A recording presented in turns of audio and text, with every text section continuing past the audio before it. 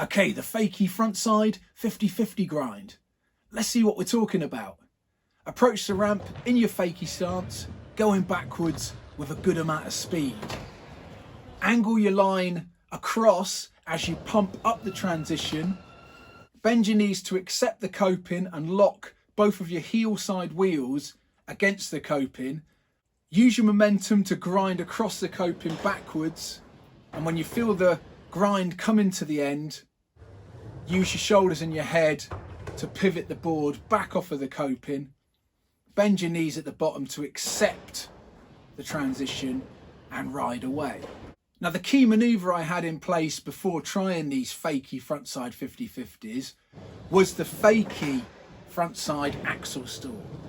I did a video on this one a while back, coming in fakie, pump up the transition, bend your legs and pivot so that both of the wheels lock onto the coping, and then to come back off, bend your knees down again, look with the head and shoulder whilst putting all the weight on your back heel. That locks that wheel against the coping so that you don't hang up when you come back in. Keep your knees nice and soft and ride away. I've been working through various coping grinds using the stall as the foundation and then building in the grind after I've learnt the stall. So this one is no different. If you can get the Fakie Frontside axle stall going, you've got the ability to lock in and you've also got the ability to come off of the grind. All you then need to do is approach on an angle and work out the nitty gritty of being able to grind and stay on the coping, and also work up the bottle to come back in once you've done the grind. My main goal for this session was to generate enough speed to get a convincingly long grind and also be able to come back in off of that grind while still moving backwards, thus giving the impression of a nice flowing manoeuvre. Even though I feel pretty confident doing the Fakie Frontside axle stall, I found moving this into a grind pretty challenging. Whew, there were plenty of thrills and spills on both the mini ramp and the bowl transition.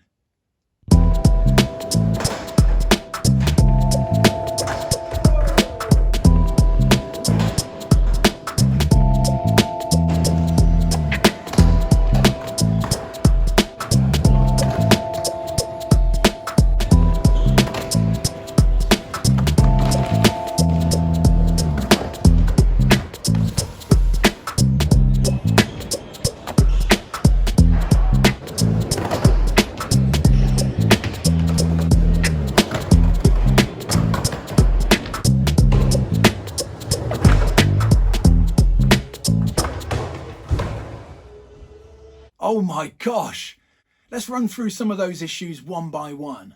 First of all, speed on entry. I found that the more speed I can generate out of my rock to fakie, the easier it was to get up onto the coping and lock the wheels into position. Not enough speed, and I found that the toe side wheels would get up on the coping, but I couldn't get the board locked across onto the heel side wheels where they wanted to be, and that sort of toe side locking felt pretty precarious. So to remedy that, I just made sure I pumped out of my rock to fakie. So that meant going into the rock to fakie with nice bent knees and then coming down the transition, pumping out of it.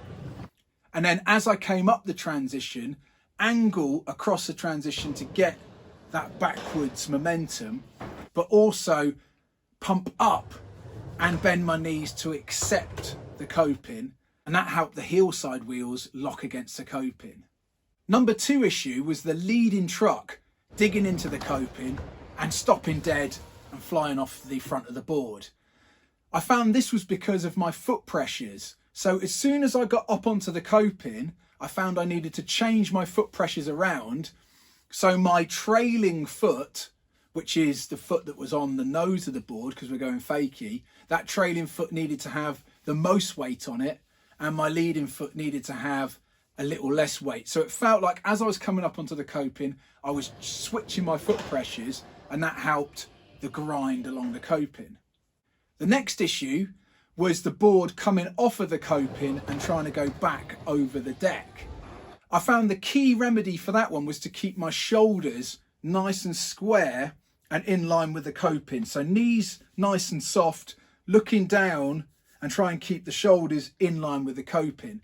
The reason that the board was coming off the coping is because my shoulders were coming across, and then that leading shoulder was making the front wheel disengage from the coping, and that got pretty annoying.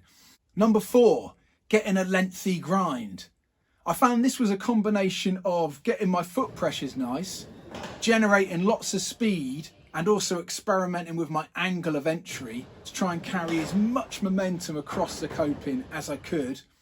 I also found that my toe to heel pressure on the board made a lot of difference. The more toe pressure I used, the more the wheels could go on the deck and alleviate some of the friction. But at the same end, too much toe pressure and the heel side wheels could come unlocked from the coping. Number 5, the big issue of coming back in. To start with, I found that I needed the grind to stop. I needed to check that my heel side wheel was nicely locked in, and then I could execute coming back in.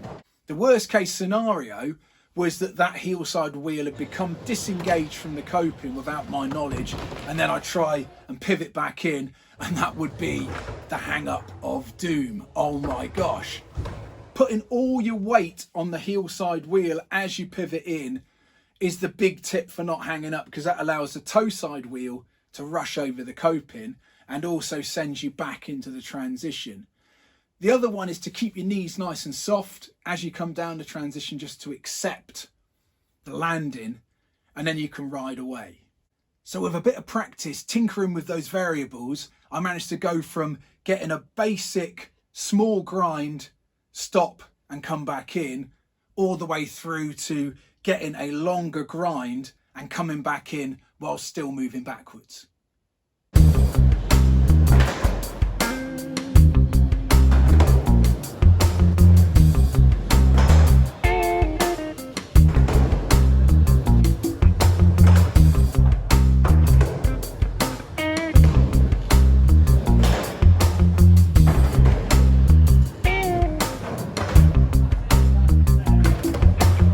So following on from this progress on the mini ramp, I was feeling a bit more confident about taking on the shallow end of the Prevail bowl. Oh my gosh, it was a lot different in terms of commitment, and I also needed way more speed to be able to get up on the top of the coping and get that grind happening.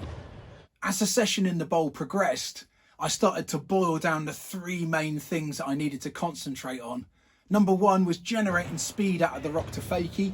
Number 2 was bending my knees to accept the coping and locking the heel side wheels in. And number 3 was keeping my shoulders square in line with the coping so I would get a reasonable grind. After that, it was just a case of coming back in, which was something I already felt confident with, but I just needed to get over the psychological hurdle of doing it whilst going backwards. So that's it for the Fakie Frontside 50-50 grind. Whew, those were a lot of fun.